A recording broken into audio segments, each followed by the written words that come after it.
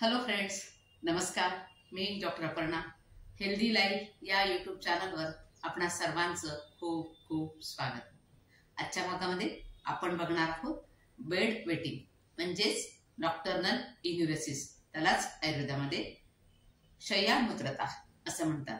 म्हणजे शाळेत जायला लागलेलं मूल हे रात्री बेडमध्येच शू करतं. त्याबद्दल आज माहिती जाणून आपल्याला घ्यायची आहे. ज्या घरामध्ये अशी मुलं असतात की जे बेडवर रात्री सू करतात, त्या घरातील पालक खूप चिंताग्रस्त असतात. त्यांना त्या मुलांची खूप काळजी वाटते.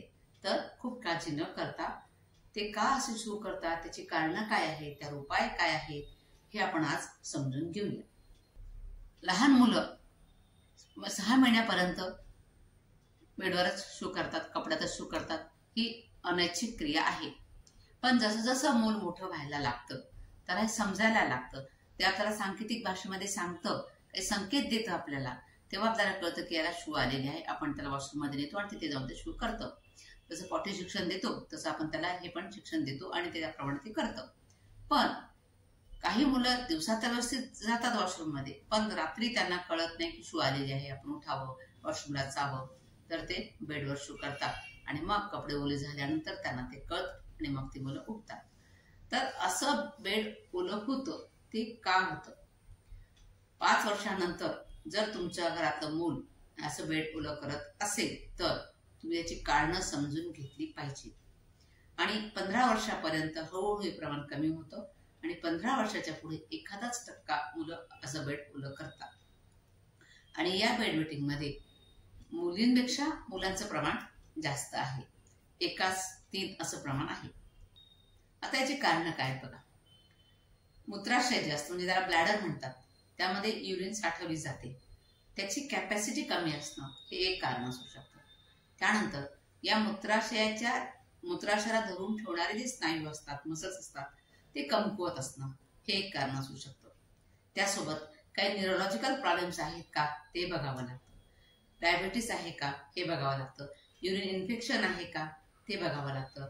सोबत त्याला जंताचा काही त्रास असू शकतो, त्याला कॉन्स्टिपेशन असू शकतं, डायजेशनचे प्रॉब्लेम असू शकतात.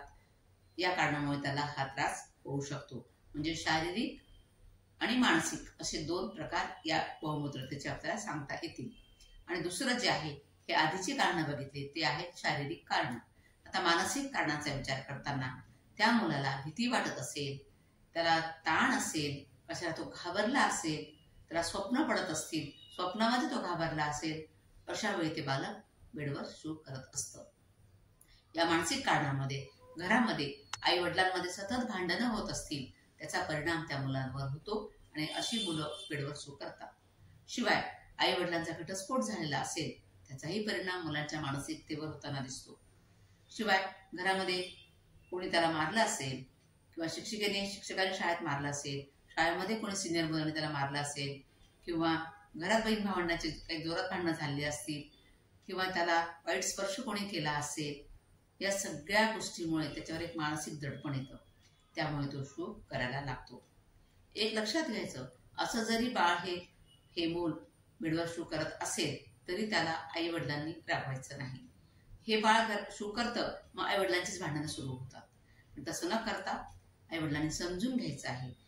असं का करतं, त्याला रागवायचं नाही, त्याला मारायचं नाही आणि त्याबद्दल या गोष्टीबद्दल बाहेर सांगायचं सुद्धा नाही. कोणी पाहुणे घरात आले असतील, मित्रमंडळी असतील, त्यांच्या पुढे याची समस्या सांगायची नाही. कारण त्यामुळे हे बाळ खजील होतं, अपमानित होतं, त्याला लाज वाटायला लागते स्वतःची आणि मग असं बाळ कुणामध्येच पुढे मिक्स होत नाही, मुलांमध्ये जात नाही, खेळत नाही आणि एकटं राहायला लागतं. मग तो डिप्रेशनचा शिकार होऊ शकतो. मग त्यात ते जर होऊ द्यायचं नसेल तर अशा बाळाला आई वडिलांनी सपोर्ट केला पाहिजे, त्याला समजून घेतलं पाहिजे, त्याची काय समस्या आहे, काही मानसिक त्रास आहे का हे आधी जाणून घेतलं पाहिजे. त्याला पॉटी शिक्षण व्यवस्थित जे दिलं जातं ते त्याला दिलं पाहिजे की. आणि एक करायचं पालकांनी, त्याला झोपायच्या आधी 3 तास आधी लिक्विड डाएट द्यायचं नाही.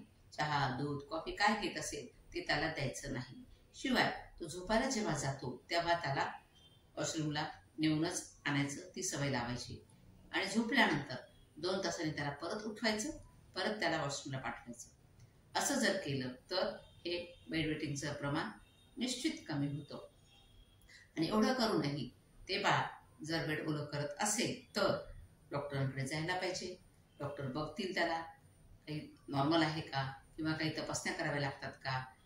युरिन तपासणी तर केली तर कळतं की युरिन इन्फेक्शन आहे का, त्याला डायबिटीस वगैरे काही आहे का, घरात काही हिस्ट्री असेल तर त्या हिस्ट्रीवरून सुद्धा निदान करण्यासाठी मदत होते. तर ह्या सगळ्या गोष्टी डॉक्टरांकडे जाऊन एकदा विचारल्या पाहिजेत. पण बहुतेक डॉक्टर म्हणजे आम्ही सुद्धा 90% मुलांना हेच सांगतो की सध्या काही करू नका, आपोआप हे कमी होईल. पण जर कमी होत नसेल तर आपल्याला विचार हा करावाच लागतो, याला काही ट्रीटमेंटची गरज आहे का. काही न्यूरोलॉजिकल प्रॉब्लेम्स असतील ते दूर करावे लागतात आणि काही घरगुती उपाय सुद्धा तुम्ही यावर करू शकता.